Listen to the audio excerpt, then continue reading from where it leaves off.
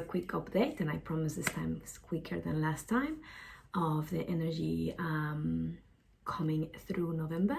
The energies that have been transpiring, building up in October, we're still carrying them through November, because obviously time is not linear, and it just doesn't, something stops and then starts again. There's always this kind of flow or a process that's happening. And October being this powerhouse of deep transformational energies at many levels, physical, emotional, mentally, and all of us, me included, have been feeling all these sudden shifts and triggers, whether it has come out of the blue, whether we had some idea about them, whether we were already working with issues.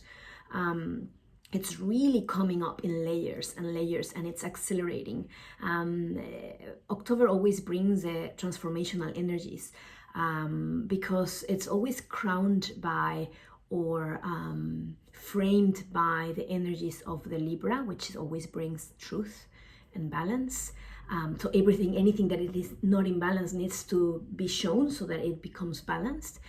Polarities specifically, or any aspects within our life that is not in balance.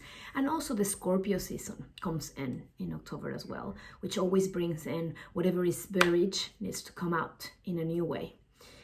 Whatever needs to be seen, transformed, shown, cleared, clean, needs to come through. And in that respect, it's becoming more and more obvious that collectively we're all cleansing and clearing really deep wounds and deep trauma and deep baggage. And even though some of us have been doing this for years, and the work is never over, but yet if you work with it in a fluid way, in a non-resistant way, it becomes easier to understand, okay, here's another layer, okay, here's another layer. It is part of life. November is coming with a deep sense of healing and awareness of what we really need to shift. And I know I've said about in the past videos about it's time to shift your stories. And I will say it again and again and again, because we all need a reminder. It is time to let go of old stories, and there's not one only way to do this. We're all very different, and we all are wired differently. We all come from different backgrounds and way we deal with anything that is in our life that is not flowing. So really, how you deal with your stories,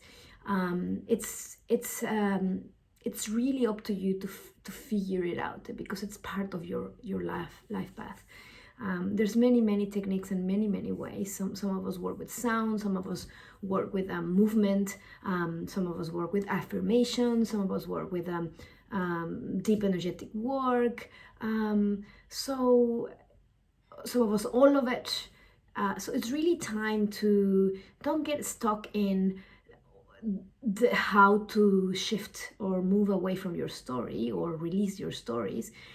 It's really kind of like having the intention and the disposition to shift them, and then trusting that anything that will come your way will support you and aid you to shift them. But have that flexibility and that openness and that disposition of, okay, I'm ready to shift anything in my story that is holding me back. Yeah, so that we really step into sovereignty. And sovereignty in November is going to be a deep sovereignty, a deep theme, because we really have to step up and be being a true sovereign self, which means really looking at, why do I think the way I think, what rules and restrictions I have placed upon my life and others, what rules and restrictions are placed upon me that I am ready to let go of, so I step truly in who I am in freedom and sovereignty. And that obviously in the collective soup will look like it is looking now, all of this divide and all of this division, which is needed, and it's what's happening because we're cleaning up. And yes, I know politically, economically, in all sort of the world arena, it feels like there's so much going on. And yet, if you can find that spot and that moment of peace, of quietness, of stillness or flow, whatever you need to find that balance and becoming that beacon is key. So non-reactiveness is important, not being reactive, making sure that you take a step back for whatever transpires.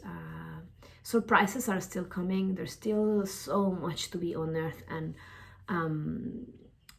disclosed and shown, that I don't really think that it is important at this stage to look into it.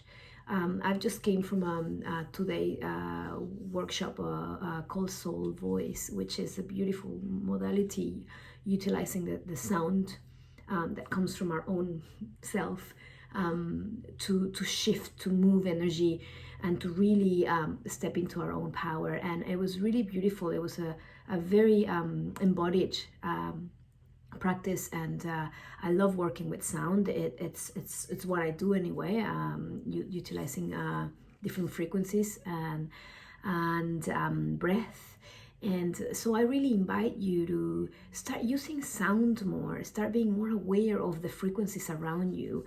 What you take in as frequency comes in many ways. The way the frequencies that come in the food, in the ways of people around you, in your own thoughts, and the sounds that you hear, the words that you hear in your own, the way that you transmit those frequencies as well. Very important to become this ear, this listening of what are the sounds around me, what are the frequencies around me, and are they a frequency that elevates me, that makes me feel really good, really grounded, really enjoyment in my body, or that are prompting me to work with myself deeper and be compassionate and be in joy?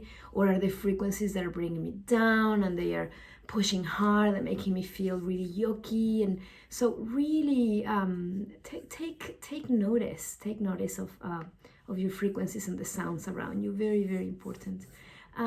So okay, I don't want to hit the 8-minute mark. I leave you to this. I send you all my love. Namaste.